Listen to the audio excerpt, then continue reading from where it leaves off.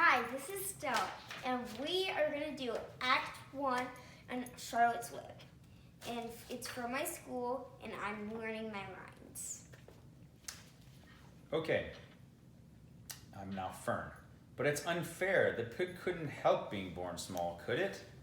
Wilbur shakes his head. This is the most terrible case of injustice I ever heard of. Fern? John?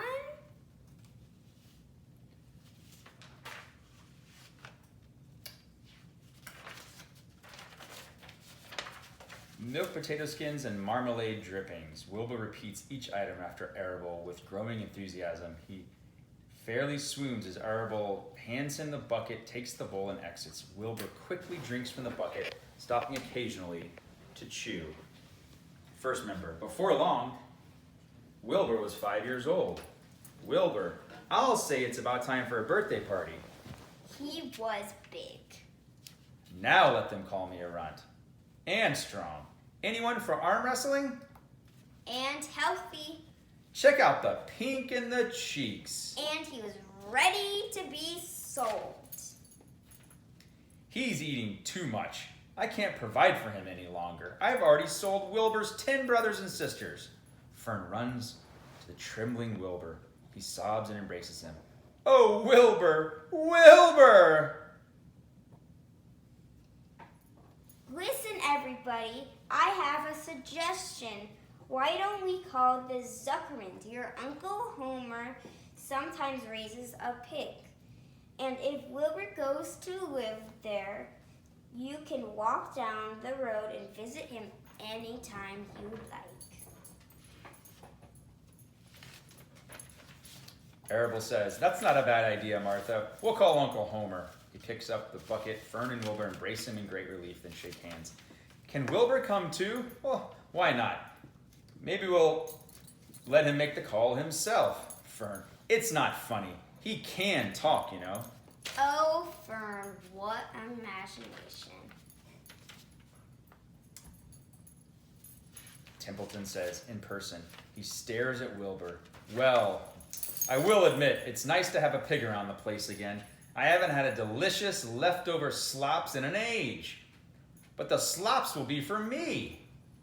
I'm sure you'll find it in your charitable little heart to share your food with dear old Templeton. Especially if I can make it right here beside your trough.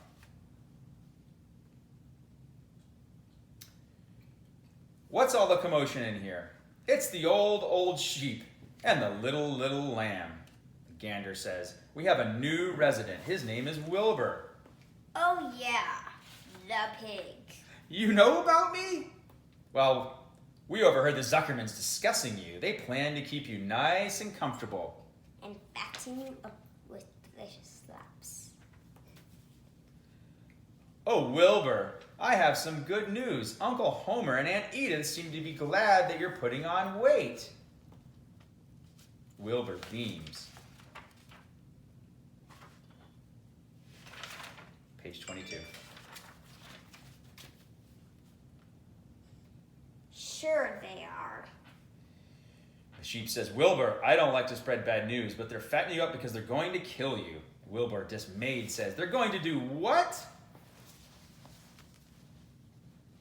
Turn you into smoked bacon and ham. Page 27. Sheep and lamb enter. What's all the fuss? This racket is killing my ears. Page 30. Charlotte, smiling to herself, says, some pig. First member says, as the day went on, the news about the words on Charlotte's Web began to spread. People came from miles around to see the words on Charlotte's Web.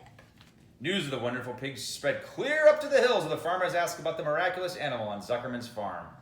First member says, Charlotte knew there would be even more visitors the next day. So that night, she began to work on her web. Page 32. He may want to bring a photographer. He looks at the web. Well, what do you know? There it is, as plain as day. Terrific. Well, what do you know? Did it happen again? Page 33. Conspiracy. Where did you get a word like that? The old sheep. I guess I picked it up somewhere. Well, as long as he's attracting all this attention, come on, Lurvy, work to do. Terrific pig. Fern, your Aunt Edith is doing lots of baking for the visitors today. Let's go help her.